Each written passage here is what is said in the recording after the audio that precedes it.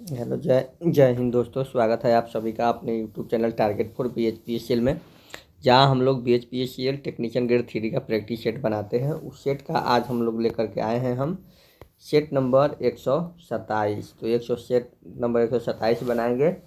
तो चलिए हमें स्टार्ट करते हैं क्वेश्चन नंबर 1 से। तब तक हमारे चैनल पर पहली बार जुड़े हैं तो हमारे चैनल को लाइक और सब्सक्राइब ज़रूर कर दें। तो चलिए आइए देखते हैं क्वेश्चन नंबर 1 से। क्वेश्चन नंबर 1 क्या कह रहा है कि सिंधु घाटी की सभ्यता निम्नलिखित में से किस सभ्यता के समकालीन नहीं थी। तो सिंधु घाटी जो सभ्यता थी वह ग्रीक सभ्यता के समकालीन नहीं थी। किसने सैन्य शासन के क्षेत्र में दाग यानी कि घोड़ी पर दाग अर्थात चिन्ह लगाना एवं हुलिया का प्रचलन किया। तो ये हो जाएगा आपका आंसर अलाउद्दीन खिलजी। किसने भारत में रेलवे की स्थापना को आधुनिक उद्योग का अग्रदूत जननी की संज्ञा दी। तो किसने, तो ये हो जाएगा option number B, Karl Marx. आगे देखेंगे अगला क्वेश्चन कह रहा है कि भारत के सर्वाधिक पूर्व एवं पश्चिम में स्थित स्थानों के स्थानीय समय में कितना अंतर होता है। तो ये अंतर होता है आपका 2 घंटा का। कितना का अंतर होता है, तो 2 घंटा का। ऑस्ट्रेलिया उपमहाद्वीप में प्रभावित होने वाली सबसे लंबी नदी कौन है। तो ऑस्ट्रेलिया महाद्वीप में सबसे प्रभावित होने वाली नदी है मारे डार्लिंग। ऑपरेशन ब्लैक बोर्ड कार्यक्रम का उद्देश्य क्या है। ऑपरेशन ब्लैक बोर्ड कार्यक्रम का उद्देश्य है कि प्राथमिक विद्यालयों में शिक्षा के लिए बुनियादी सुविधाएं जुटाना, एक शिक्षक वाले विद्यालय में एक और शिक्षक की व्यवस्था करना, सभी स्तर पर गणित और विज्ञान की पढ़ाई का उच्च स्तर उठाना, यानी कि उपयुक्त सभी। अप्रैल 1990 में IDBI के सहायक के रूप में निम्नलिखित में से किसकी स्थापना की गई। तो IDBI के सहायक में आपका भारतीय लघु उद्योग विकास बैंक की स्थापना की गई। निम्नलिखित में से किस उभार द्वार मूर्ति शिल्प शिलालेख में अशोक के प्रस्तर रूप चित्र के साथ रान्या अशोक यानी कि राजा अशोक उल्लिखित है। तो ये है कंगनहली। डिंडीगुल नाम क्या है। डिंडीगुल नाम क्या है। तो डिंडीगुल नाम जो है आपका तमिलनाडु में एक नए नगर का नाम डिंडीगुल है। सलारगंज संग्रहालय कहाँ है। तो सलारगंज संग्रहालय जो है हैदराबाद में है। कहाँ है दोस्तों, तो ये है आपका हैदराबाद में। कहाँ है, हैदराबाद में। वहीं हिंदी में देखेंगे, कह रहा है कि सही वर्तनी वाले शब्द का चयन करें। तो यह है खूबसूरती। दिए गए वाक्य का वह भाग ज्ञात करें जिसमें कोई त्रुटि नहीं है। मुख्य अतिथि का एक फूल की माला पहनाकर स्वागत किया गया। तो यहाँ पे हो जाएगा फूल की माला। क्या हो जाएगा, फूल की माला। स्तुति का विलोम शब्द क्या है। तो स्तुति का विलोम शब्द है निंदा। मुहावरे में सही युग्म का चयन करें। तो मुहावरे में सही युग्म है आपका आँख में चर्बी छाना यानी कि घमंड में चूर हो जाना। दिए गए शब्द का पर्यायवाची शब्द का चयन करें। तो दोस्तों मरुभूमि का पर्यायवाची होता है रेगिस्तान। गेरू एक संज्ञा शब्द है, इसके बदले कौन सा प्रत्यय युक्त शब्द उपयुक्त होगा। गेरू, तो ये होगा गेरुआ। धरेश का सही संधि विच्छेद क्या होगा।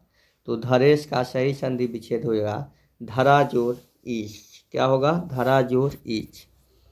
कह रहा है कि निम्नलिखित में से उपेक्षा का अर्थ नहीं होता है।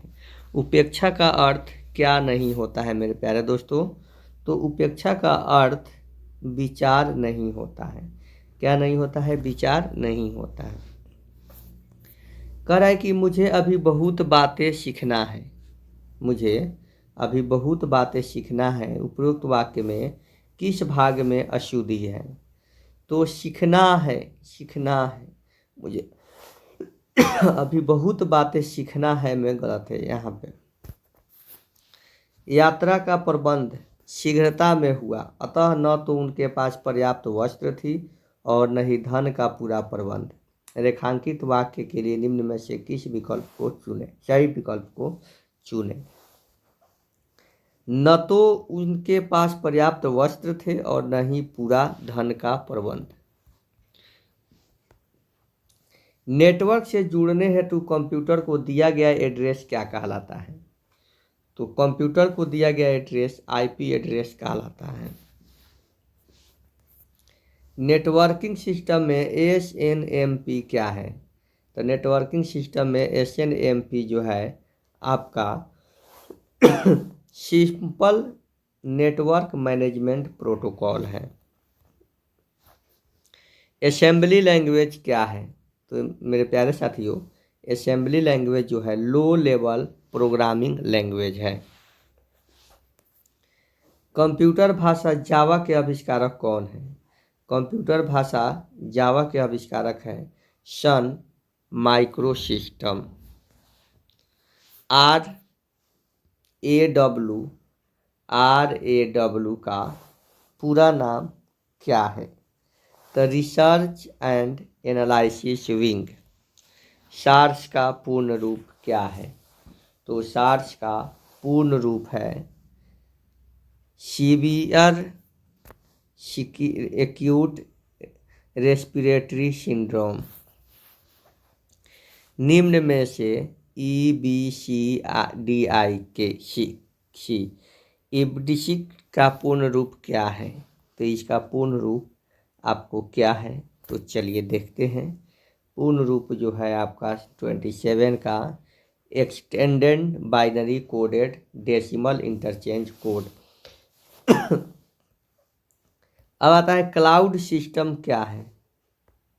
क्लाउड कंप्यूटिंग क्या है? तो क्लाउड कंप्यूटिंग जो है आपका एक वेबसाइट है। क्या है? वेबसाइट है। नेक्स्ट है मेरे प्यारे साथियों, हार्डवेयर का संबंध माउस हार्डवेयर है, तो सॉफ्टवेयर क्या होगा? तो सॉफ्टवेयर जो होगा आपका यूनिक्स हो जाएगा। टेलीफोन कह रहा है कि टेलीफोन नेटवर्क की दृष्टि से भारत का विश्व में कौन सा स्थान है? तो टेलीफोन नेटवर्क की दृष्टि से भारत का विश्व में तीसरा स्थान है। एमएस वर्ड में पैराग्राफ में एक वाक्य चयन करने के लिए निम्नलिखित में से कौन से शॉर्टकट का उपयोग किया जाता है? तो ये किया जाता है ऑप्शन नंबर सी। इसे चुनने के लिए एक वाक्य पर Ctrl+ क्लिक कीजिए। एमएस वर्ड में किसी पैराग्राफ का चयन करने के लिए निम्नलिखित में से किस शॉर्टकट का उपयोग किया जाता है? तो यहाँ पे पैराग्राफ पर 3 बार क्लिक किया जाता है। किस नेटवर्क पर पहला एसएमएस भेजा गया था? किस नेटवर्क पर पहला एसएमएस भेजा गया था? तो ये है वोडाफोन। वोडाफोन के नेटवर्क पर एसएमएस सबसे पहले भेजा गया था। यह कह रहा है कि निम्नलिखित में से कौन सा ईमेल से संबंधित शब्द नहीं है? तो ये है पावर पॉइंट। निम्नलिखित कथनों में सत्यता का सर्वश्रेष्ठ वर्णन करने के लिए विकल्प का चयन करें। तो यहाँ पे कह रहा है कि वायरलेस माउस रेडियो या इंफ्रारेड संकेत का प्रयोग करके कंप्यूटर के साथ संचार करता है। एकदम सही है। एक प्रकाशिक यानी कि ऑप्टिकल माउस में बॉल और व्हील जैसे यांत्रिक भाग नहीं होते हैं। ये भी सही है, दोनों सही है। तो देखते हैं अब आंसर क्या होता है। तो इसका आंसर हो जाएगा ऑप्शन नंबर ए, 1 और बी दोनों सत्य। इंग्लिश सेशन में कह रहा है, इंग्लिश सेशन में आएंगे तो यहाँ पे कह रहा है इसका एंटोनिम्स चुनना है। एंटोनिम्स, स्टेबल का एंटोनिम्स क्या हो जाएगा, तो शैकी हो जाएगा। यहाँ पे कह रहा है कि the roof the weight of snow, the root clapped under the weight. कह रहा है let's hope they will bury the hatch and be friends grain. तो ये हो जाएगा आपका फॉरगेट पास्ट क्वारल्स। इसका हो जाएगा डार्क हॉर्स का अर्थ क्या हो जाएगा, तो डार्क हॉर्स का अर्थ हो जाएगा N unexpected winner. Select by wrongly spelled, wrongly spelled किस में है, गलत स्पेलिंग किसका है, तो गलत स्पेलिंग वाले को छांटना है। तो रिसीव का जो होता है गलत स्पेलिंग है। कह रहा है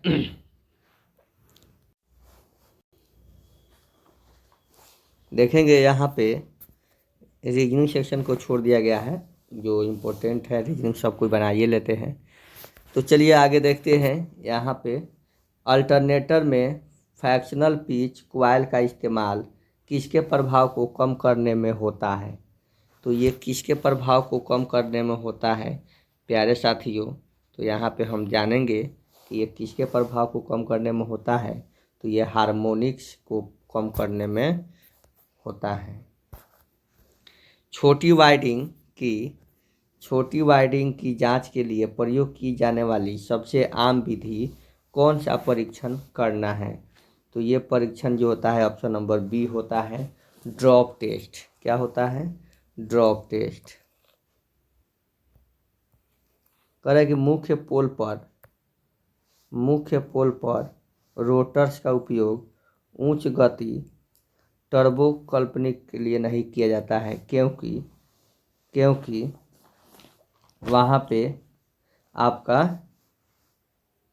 उच्च केंद्र स्पारक बल और विंडेज नुकसान दोनों होता है। यानी कि इसका आंसर हो जाएगा ऑप्शन नंबर डी। आगे कह रहा है कि किसी प्रत्यावर्तित वोल्टता के नियमन के निर्धारण की डैश को ईएमएफ विधि भी कहा जाता है। तो किसको, तो ये तुल्यकालिक प्रतिबाधा विधि को। कह रहा है कि स्विच गियर सिस्टम के लिए कौन सा विभिन्न प्रकार की बस बार व्यवस्था नहीं है, तो कौन सी बस बार व्यवस्था नहीं है, तो ये है आपका मूल बस बार सिस्टम। दोष मात्र के पूर्व निर्धारित मान पर पहुंचने पर निम्न रिले तुरंत काम करता है। कौन रिले, तो निश्चित धारा वोल्टता रिले। खराब शॉर्ट सर्किट ब्रेकर के लक्षण क्या है, खराब शॉर्ट सर्किट ब्रेकर के लक्षण क्या है मेरे प्यारे साथियों, तो ये लक्षण है गड़गड़ाहट या रिरियाहट की आवाज़ें। किस परिपथ के कार्य में संपीड़न वायु की आवश्यकता है, तो ये है आपका option number B ABC B. कह रहा है यहाँ पे कि क्लोज्ड वाइडिंग क्या है, क्लोज्ड वाइडिंग के संदर्भ में निम्नलिखित में से कथनों में से असत्य होने की पहचान कीजिए। तो आगे की पिच हमेशा सम होती है, पिछली पिच हमेशा विषम होती है। तो इसमें क्या हो जाएगा, तो ये एक असत्य है और दूसरा सत्य है। 60 में देखेंगे कि एक ध्रुव 12 पोल तरंग डीसी मशीन में क्या समानांतर पथ होते हैं, तो ये होते हैं 2। कितने होते हैं, 2। विद्युत कक्ष टापक की 4 कुंडली ताप प्रदान करने के लिए निर्मित है।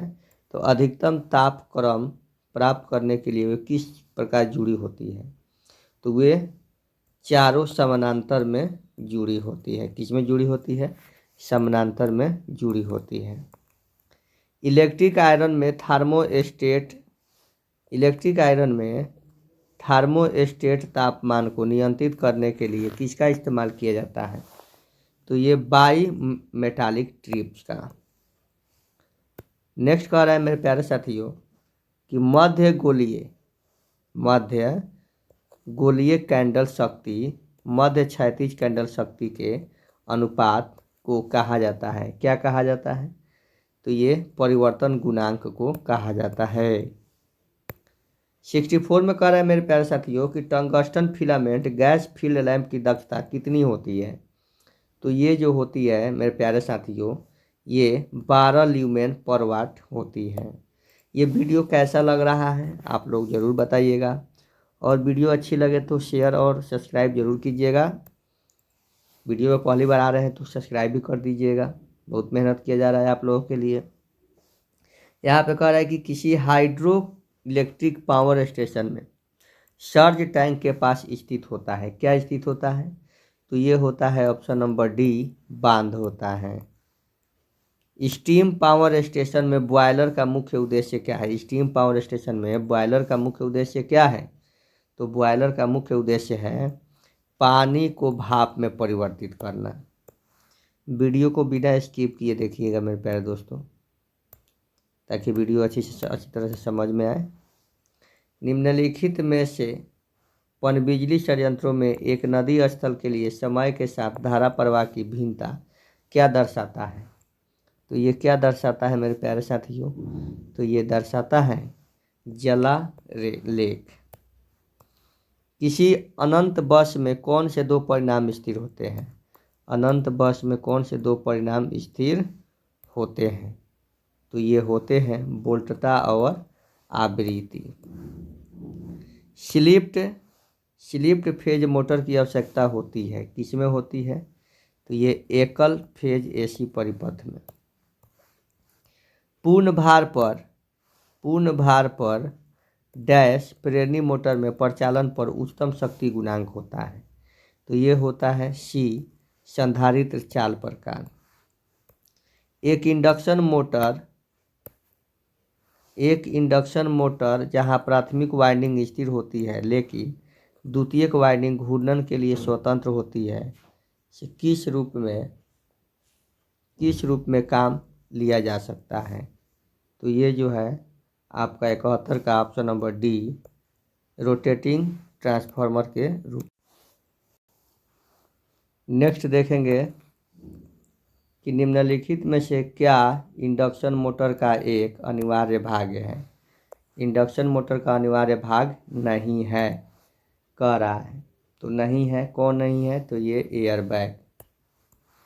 सर्पी बलाय मोटर की तुलना में बिजली प्रेरण मोटरों के लिए निम्नलिखित में से कौन सा विकल्प गलत है? तो कौन सा विकल्प गलत है? तो ये ताम्र जो होता है ह्रास उच्च होता है। कह रहा है कि 200 वोल्ट इनपुट और 400 वोल्ट आउटपुट ट्रांसफार्मर के लिए प्राथमिक टर्न की अनुपात क्या होती है?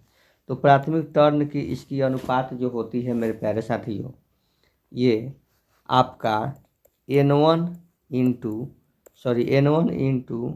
बाई N2 होता है, यानी कि V/V2। इसका कहने का मतलब है कि N1/N2 इक्वल टू 200/400, यानी कि 1:2। Option number A. ट्रांसफार्मर की प्रतिबाधा अनुपात के समान होती है? कितने के समान होती है? तो ये होती है ट्रांसफार्मर के अनुपात के वर्ग के। ट्रांसफार्मर के कोर के चुंबकीकरण परिवर्तन के कारण निम्न में से कौन सी हानियाँ होती हैं?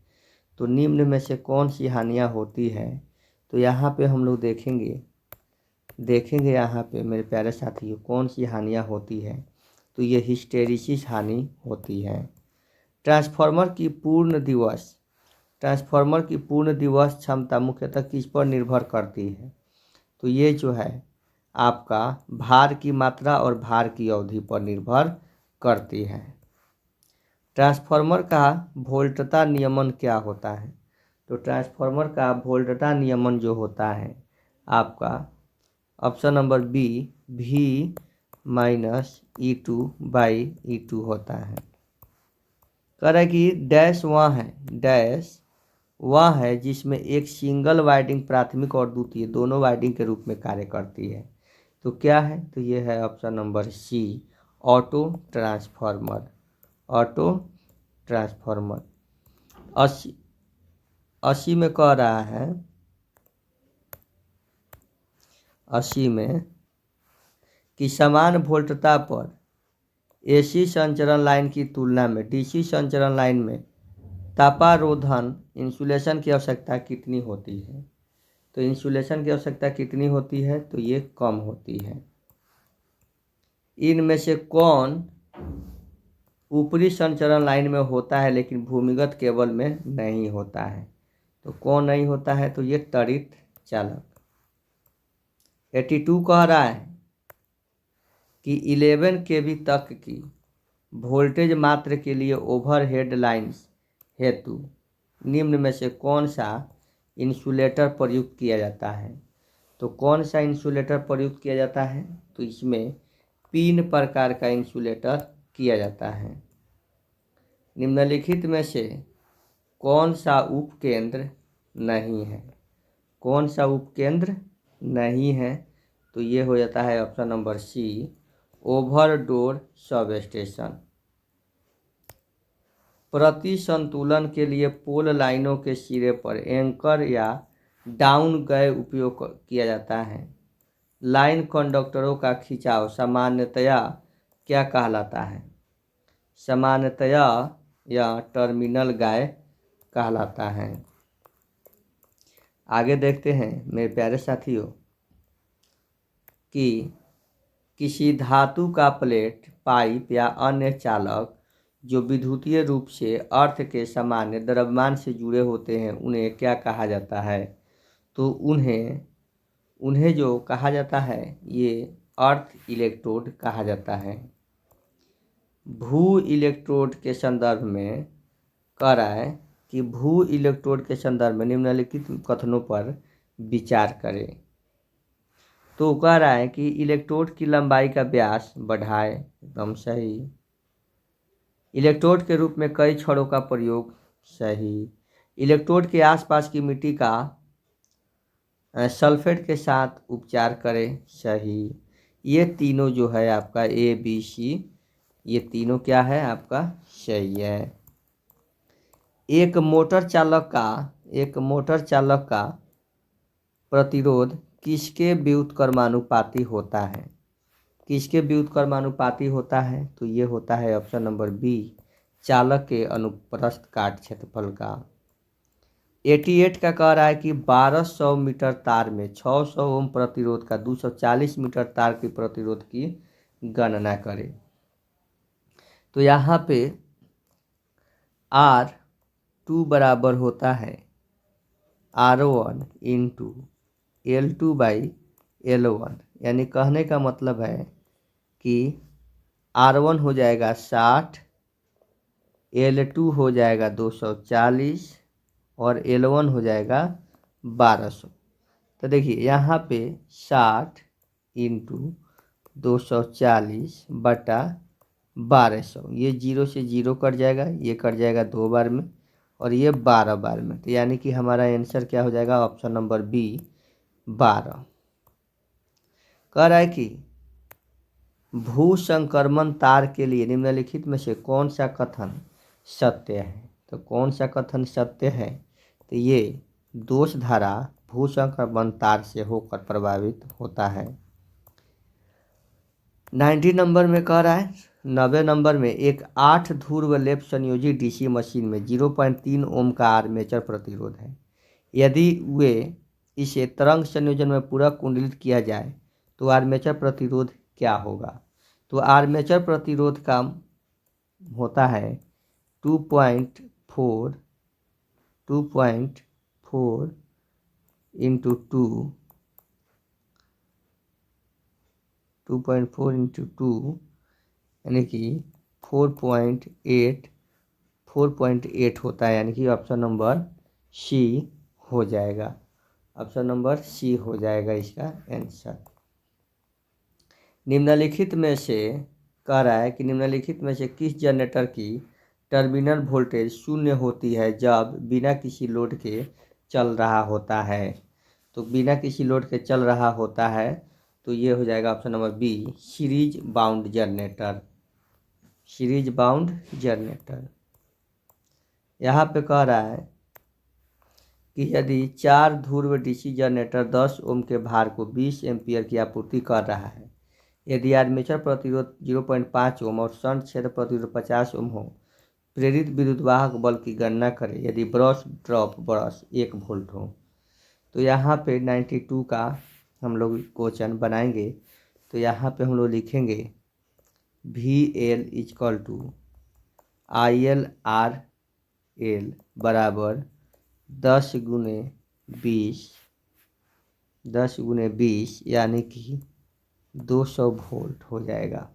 ठीक है, फिर कह रहा है कि अगर VL/RF बराबर 200/50 है तो ये हो जाएगा आपका 4 एम्पियर। फिर कहेगा कि LA बराबर IL प्लस IF बराबर ये हो जाएगा आपका क्या हो जाएगा, तो ये 20 + 4 यानी कि 24 एम्पियर हो जाएगा। तो वहीं आगे कह रहा है कि आगे EB बराबर हो जाएगा, क्या हो जाएगा, तो ये सब को ऐड कर देंगे 200 + 24 इंटू 0.5 + 2 यानी कि सबको ऐड करेंगे तो हो जाएगा 214 वोल्ट। 214 वोल्ट देखते हैं आंसर में है कि नहीं है। 214 वोल्ट तो आंसर में हमारा है ऑप्शन नंबर सी में। 93 में हम लोग देखेंगे 93 क्या कह रहा है।